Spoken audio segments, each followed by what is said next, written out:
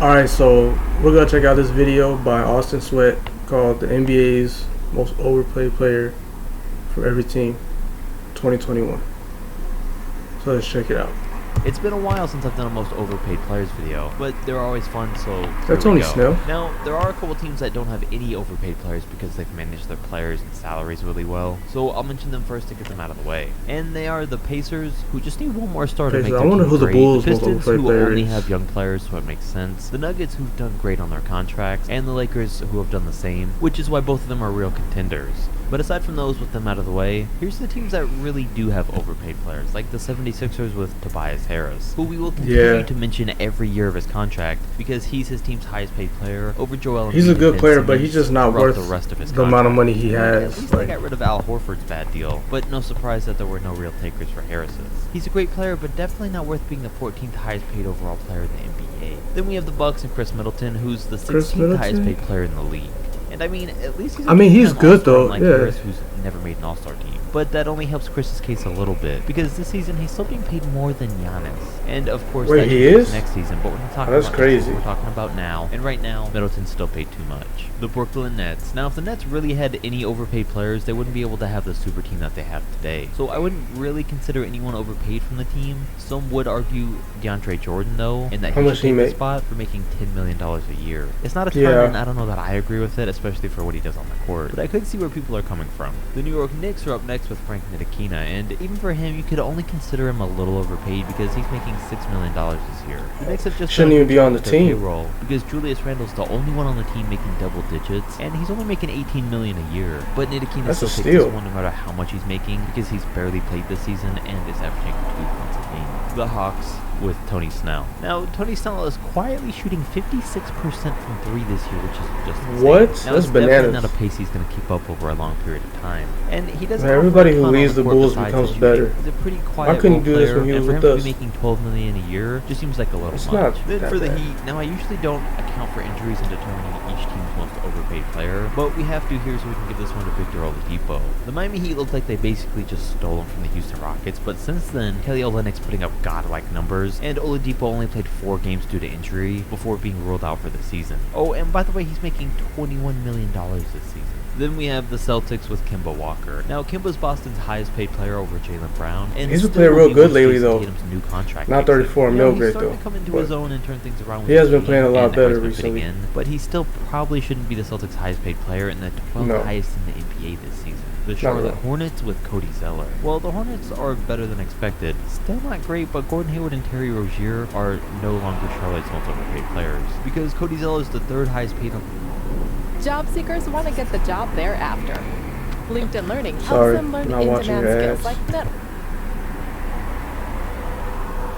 From a team making $15 million this season. He's an average center and has only started 20 games. And it's the last year of his big contract for him, so I could probably see him getting a deal on like $8 million a year next season for about half of what he's getting right now. The Washington Wizards then have Davis Bertans. The spot could go one of 2 ways. Russell Westbrook could take it. Didn't he have like 0 points last night in the play-in? He's been on a historic tear recently, but he still is the 2nd highest paid player in the entire league, making $41 million this year. That's and crazy. Just for that reason, with him still being on a bad team, we could include him. But to keep some people happy, I'll give this one to Davis Bertans, who got a big $5-year, $75 million deal just to come off the bench. The Chicago Bulls then come in with Al-Farouq Aminu. Aminu used to be a good role player for the Portland Trailblazers, but ever since then, and he just opted into his contract, so now we're stuck with him. $30 million deal a couple years back, and now this season for the Bulls, he's making $10 million. $10 million, and he's played in 6 games, and is currently averaging 1.5 points a game. So after this contract, he may very well be out of the league.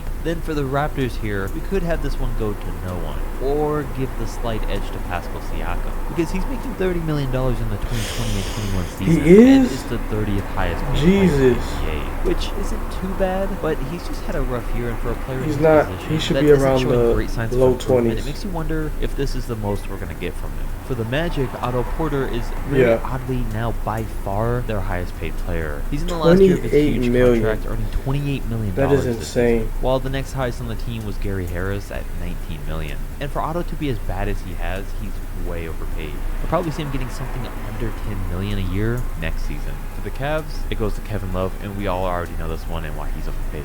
Been like this for far too long. The Utah Jazz are a rare case though, because to be a contender, it means you don't have any overpaid players, because managing contracts so well plays a huge part on getting to the top. But the Utah Jazz have two overpaid players in Mike Conley and Rudy Gobert. Conley's still somehow the 10th highest. I don't consider Rudy Gobert overrated because he's one of the main reasons that they're where they are right now. Anybody overpaid, but I still want to mention them. Now, a lot of their guys are on good deals, so they just deserve to mention, because usually Chris Paul would run away with the spot. But from what he's done this season with them, there's no chance. Then for the Clippers, again, no one really, but we are going to give this one to Paul George, just for the fact that he's getting paid more than Kawhi Leonard. He's on a bigger contract than his team's best player, so he had to be mentioned.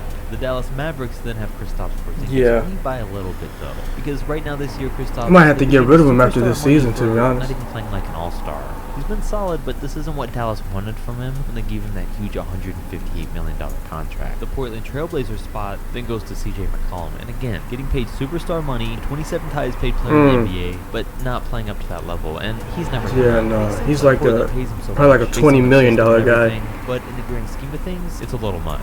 Next up, the Golden State Warriors have Andrew Wiggins. Even on a new team with the improved defense and shooting, that doesn't stop Wiggins from making the overpaid list. Now, honestly, I consider Draymond for the spot, but he's getting around $20 million a year, while Wiggins is getting about 30.